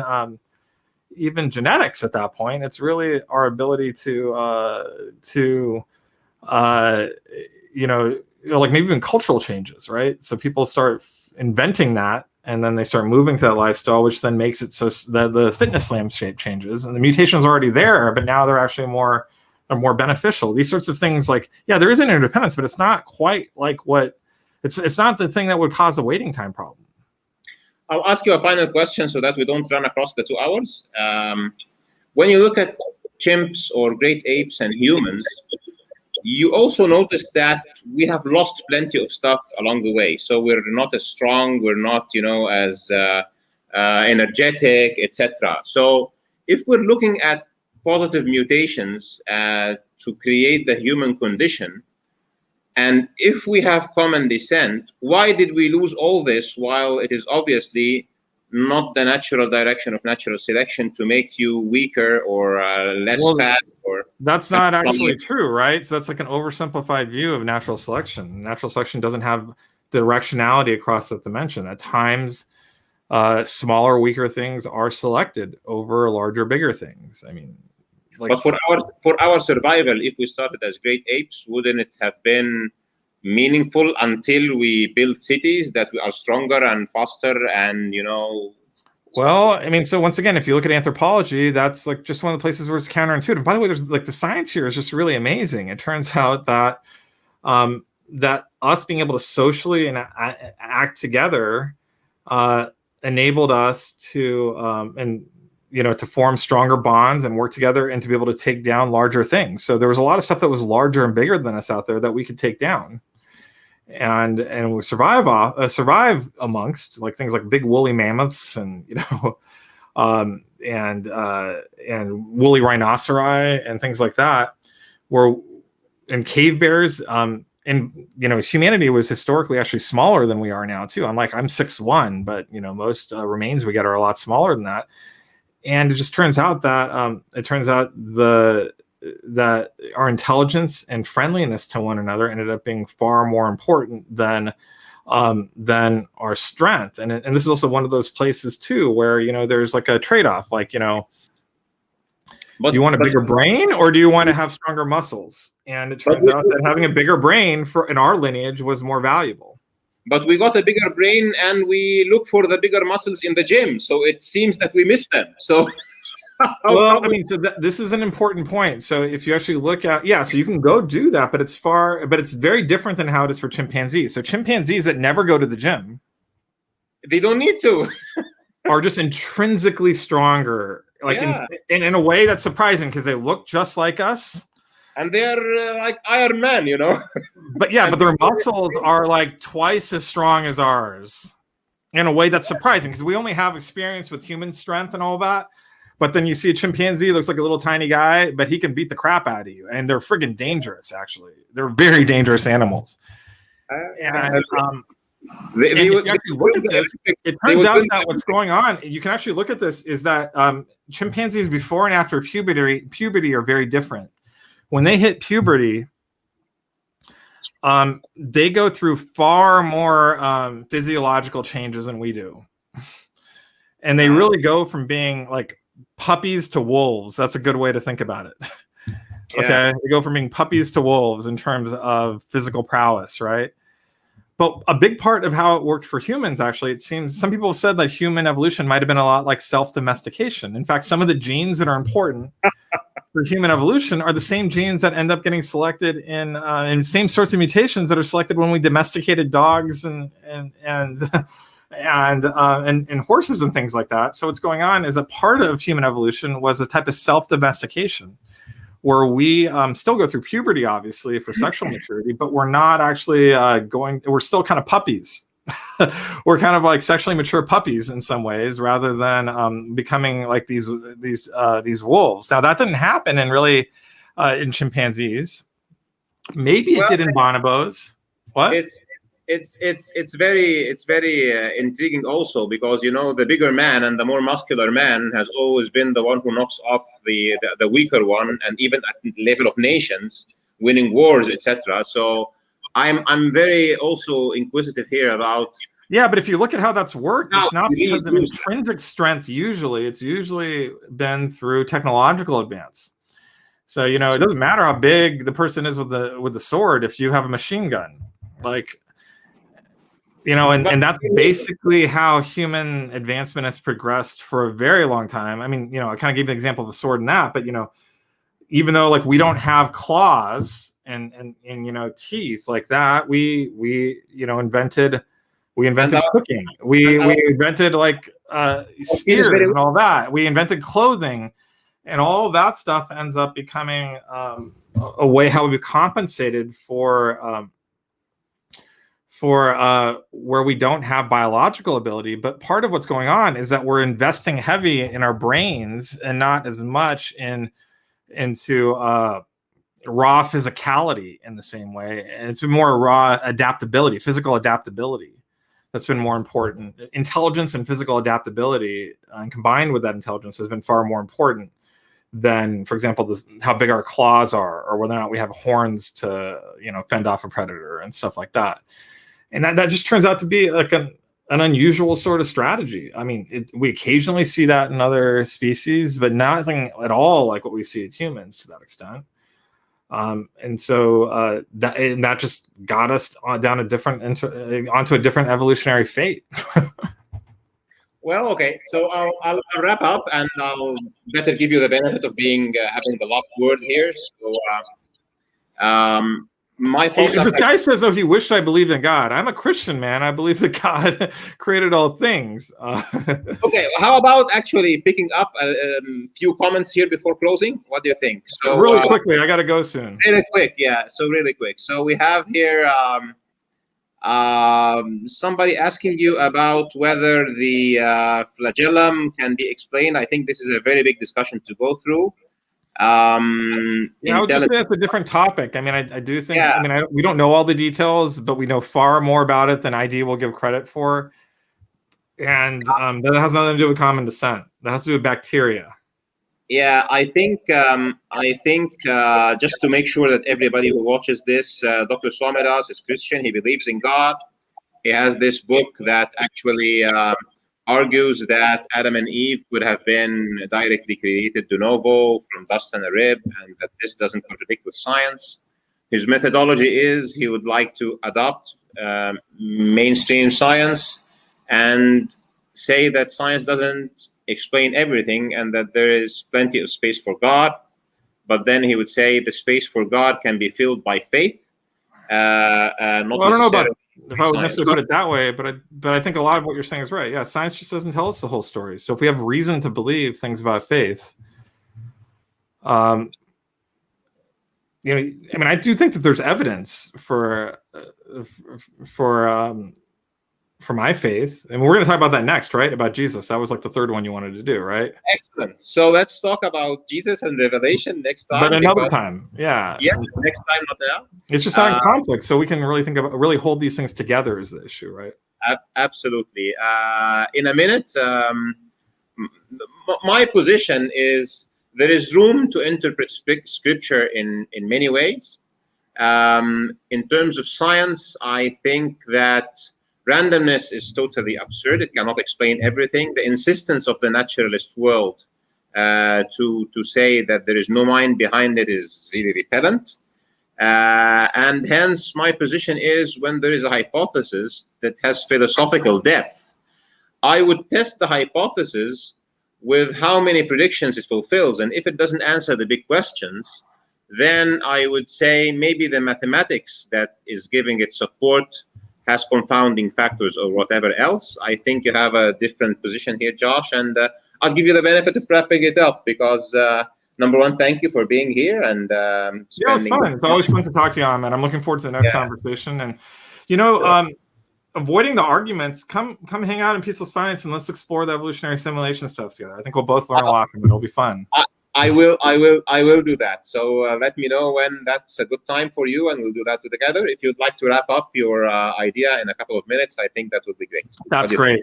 Great to talk to you. Thanks for having me, guys. Thank you, Josh. Thank you very much. So we go offline now, and thanks for everybody who has attended it.